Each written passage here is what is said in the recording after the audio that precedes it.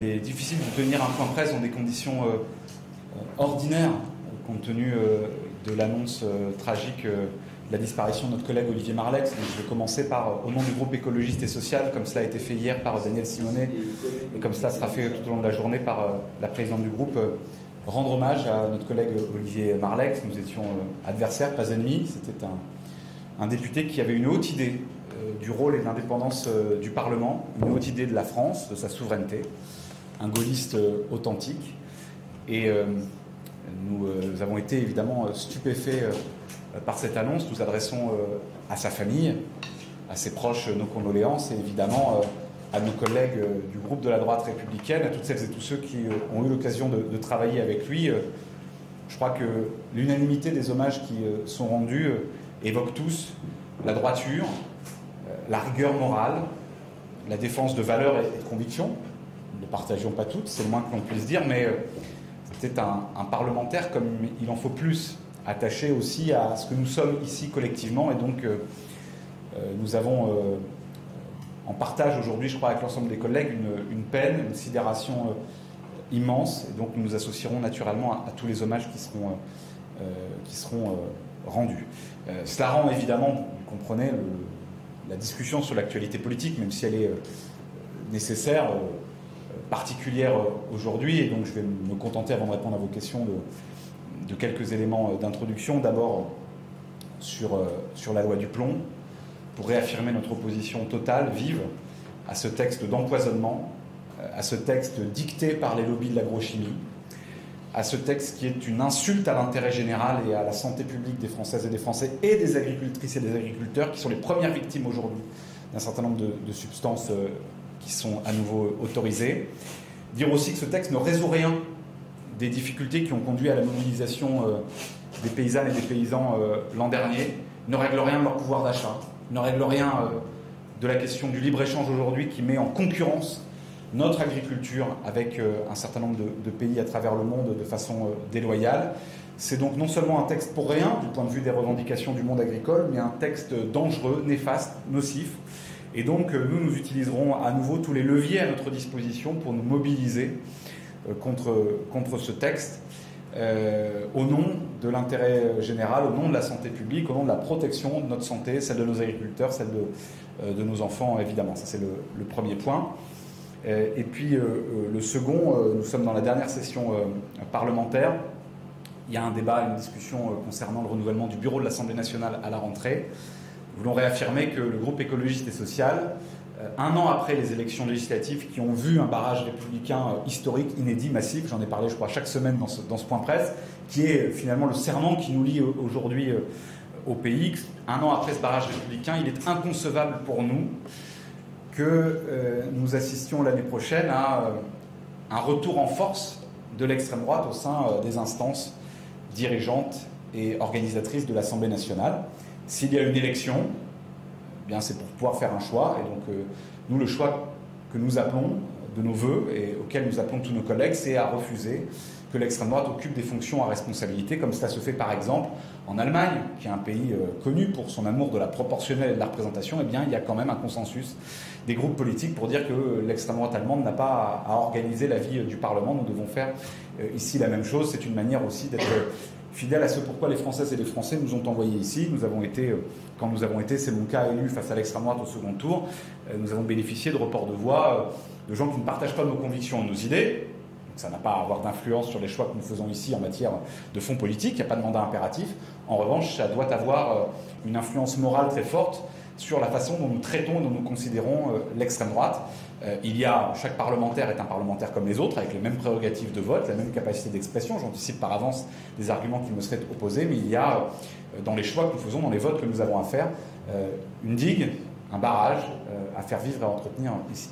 J'imagine que vous avez des questions sur ce sujet, sur d'autres, et donc j'y réponds avec plaisir, pour les 10 minutes qui nous restent. Ouais.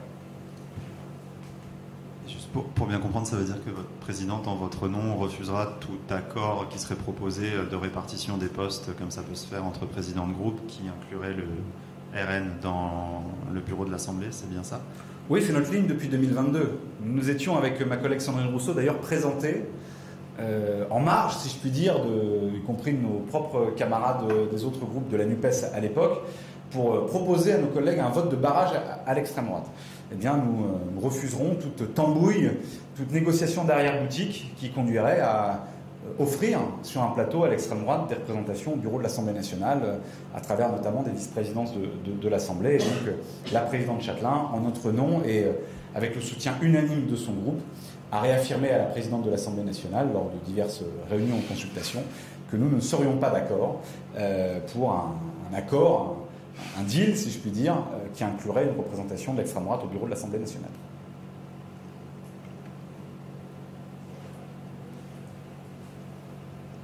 Bonjour, Robin Richardot pour Le Monde.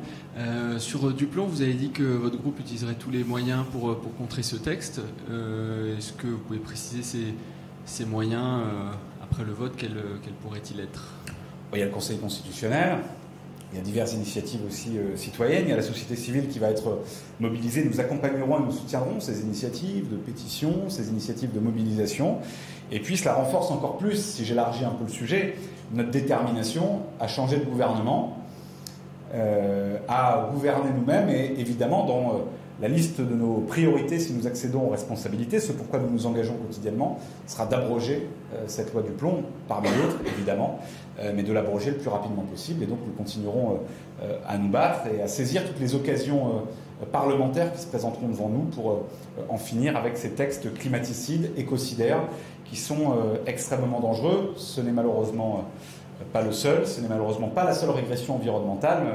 La semaine dernière, Léa Balache, que j'excuse parce qu'elle est actuellement en commission mixte paritaire sur Mayotte, vous a fait la longue liste, donc je ne la répète pas parce qu'il ne nous reste que 6 minutes, la longue liste de tous les reculs environnementaux. Eh bien nous assumons, et ce sera le cas aussi dans les discussions budgétaires, nous assumons qu'il faut une mobilisation totale de nos finances publiques, du volontarisme politique, de l'Assemblée nationale et des procédures législatives pour non pas amoindrir les protections environnementales des Français, mais pour les renforcer. Tout à l'heure, on a aussi un vote solennel sur un texte sur les centres de rétention administratifs. Enfin, pas un vote, il y a un vote solennel. Est-ce que vous pouvez nous dire un mot sur votre position sur ce texte, la position de votre... Nous sommes opposés. Nous considérons que les atteintes portées aux droits des personnes exilées doivent cesser. Depuis le débat sur la loi immigration porté par M. Darmanin, nous n'avons eu de cesse de dire que nous avions une vision diamétralement opposée à celle aujourd'hui des droites radicalisées et de l'extrême droite sur la dignité, sur les droits humains. Et donc nous continuerons à défendre cette ligne, cette position, même quand une espèce de vent de démagogie veut souffler sur l'Assemblée nationale. Nous sommes une forme de digue morale aussi face à ces régressions successives à l'égard des droits des personnes exilées. La France est souvent d'ailleurs vilipendée à l'échelle européenne et internationale pour le peu de cas qu'elle fait du respect d'un certain nombre d'obligations internationales, d'un certain nombre d'obligations en termes de droits humains, et donc nous refusons de nous prêter à cela. Ouais. Ouais. Vous voyez la suite, ça va revenir vraisemblablement à l'Assemblée. Est-ce que vous voterez pour ou contre? Non, mais nous sommes opposés radicalement à un tripatouillage des règles électorales aussi proches de l'élection, quel que soit ce qu'on pense sur le fond. Il y aurait beaucoup à dire, d'ailleurs, sur le fond et sur les arguments fallacieux qui ont été employés. Mais nous sommes quand même, choqués. Il y avait jusque-là un consensus qui régnait dans la vie politique. À moins d'un an d'une élection, on ne change pas la règle du jeu. Vous vous rendez compte que là, il y a une incertitude encore sur le processus législatif. Le Sénat va se prononcer. Que va-t-il se passer ensuite? C'est-à-dire qu'on ne sait pas, là, alors que nous approchons de l'ouverture officielle de la campagne, qui est le 1er septembre, que les candidatures, les principales candidatures des différentes formations politiques sont déjà déclarées. On ne connaît pas le mode de scrutin dans ces 3 villes. Ça pose quand même un sujet démocratique évident, et donc nous pensons que la démocratie fonctionne bien quand il y a des règles claires, admises et respectées par toutes et par tous, et donc nous réaffirmons cela aussi dans les jours qui viennent. Je ne sais plus si c'est aujourd'hui ou demain, mais il y a le vote sur le rapport de votre commission d'enquête. Demain. Très attentif, je vous en remercie. Est-ce que vous êtes confiant dans son adoption? Et surtout, vous ne pouvez pas nous dire ce qu'il y a dans le rapport, mais est-ce que vous savez déjà si vous allez le traduire dans des initiatives législatives ou autres par la suite? Bien sûr. Moi, j'ai mené comme rapporteur de cette commission d'enquête qui était à l'initiative du groupe écologiste et social, et je remercie encore la présidente Châtelain pour sa confiance. Nous avons mené des dizaines d'auditions, des centaines d'heures de discussion, de travail sur un certain nombre de documents, et je ne peux pas vous livrer les conclusions de ce rapport avant qu'il ne soit adopté. La loi me l'interdit. Ce que je peux vous dire, c'est qu'il y a manifestement, de la part des pouvoirs publics, de l'État et de ses gouvernements successifs depuis 2017, des manquements graves pour protéger aujourd'hui les salariés face au plan de licenciement. Il y a une politique en matière d'aide publique aux entreprises qui est d'un laxisme hallucinant, qui est scandaleuse. Donc je formulerai des propositions pour mieux contrôler, mieux conditionner, mieux plafonner les aides publiques aux entreprises. Le Premier ministre cherche 40 milliards. Peut-être, par exemple, peut-il cesser de donner des aides publiques sans contrepartie à des très grandes entreprises qui distribuent des dividendes à leurs actionnaires et font des plans de licenciement. Il y a une défaillance majeure en matière de protection des salariés. Depuis la loi travail de Mme El Khomri, les droits et les protections des salariés face au licenciement ont diminué, ont été considérablement attaqués. Il faut rétablir un peu de justice, un peu d'équilibre aujourd'hui dans le dialogue social. Et puis, il y a un déficit complet de démocratie économique.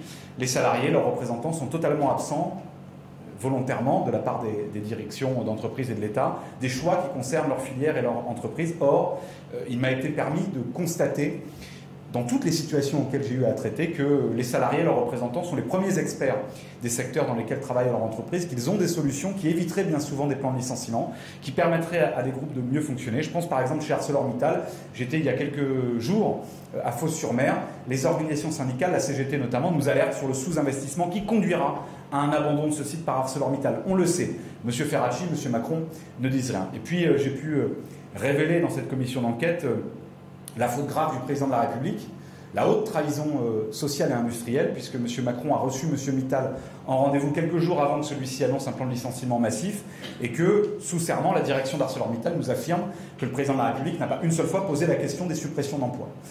Et donc, soit le président de la République n'a pas eu l'idée de poser cette question, et donc c'est un amateur complet, il est indigne de représenter notre pays face à des grandes directions d'entreprise, soit le président de la République a sciemment voulu éviter d'aborder ce sujet, et donc il est complice de ces suppressions d'emplois et de l'abandon de ces territoires. La Constitution m'empêche de l'auditionner, mais je ne doute pas que vous lui poserez la question. Lui qui a balayé d'un revers de main la nationalisation temporaire, et donc s'est privé d'un outil, d'un levier pour faire pression sur M.